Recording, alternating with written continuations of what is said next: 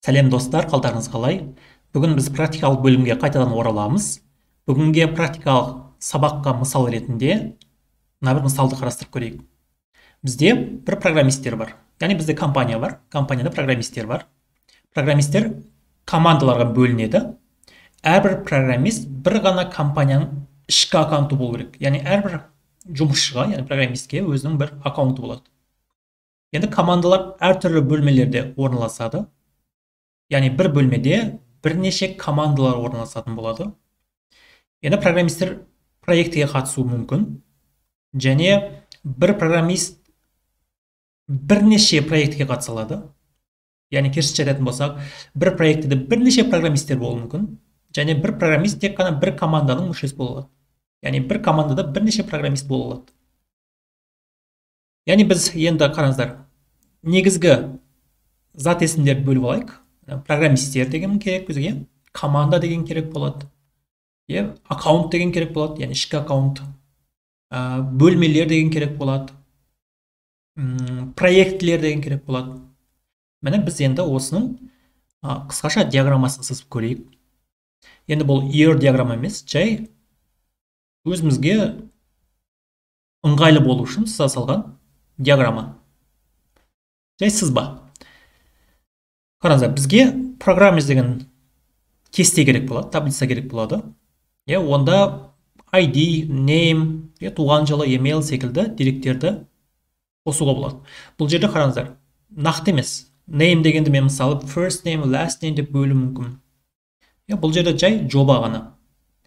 Яғни бір черновой вариант. Командалар болады. Командаларда мысалы ID және name болу мүмкін.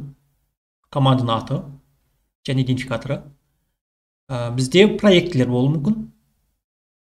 Проектілердің аты бар және оның аяқталу уақыты бар, срогы бар, дедлайн бар. Енді ішкі аккаунт болу мүмкін. Яғни әр жұмысшының, компанияда жұмыс істейтін программисттердің өзінің ішкі аккаунты болу керек. Ол email және пароль. Және бір қызығы, мына программисттердің email-мен байланыстыру керекпіз. Және тағы бір мысал бөлмелер. Яғни программисттер командаға тиісті болады, командалар сәйкесінше бөлмелерде орналасу керек.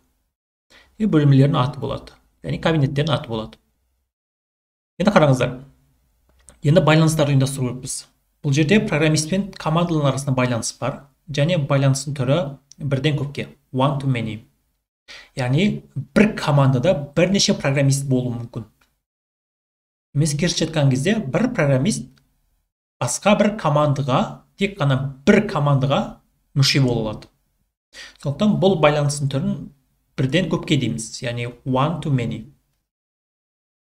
Екінші байланыстың түрі бар бізде.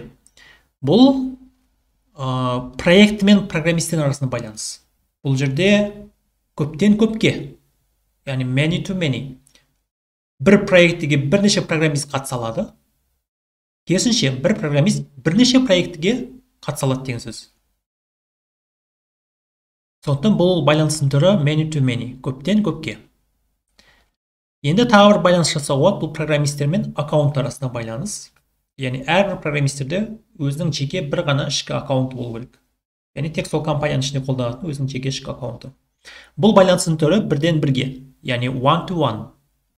Енді командалар мен бөлмелердің арасында байланыс жасауымыз керек. Бұл жерде бізде байланыстың түрі бірден көпке. Яғни бір команда